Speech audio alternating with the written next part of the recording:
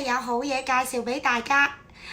我又想問下你哋有個問題啦，你哋瞓覺嗰陣時咧，會唔會嘈住隔離嗰個，或者你隔離嗰個會唔會嘈住你咧？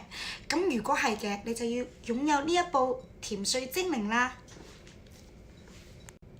咁呢一個甜睡精靈入面咧，就有呢一個牙膠啦，俾大家睇下先。咁呢個牙膠係點樣用嘅咧？咁咧一打開個盒啦，咁入面咧有牙膠，咁咧佢就可以俾你自我定製你自己嘅牙齒嘅牙型咧，去做一個牙套。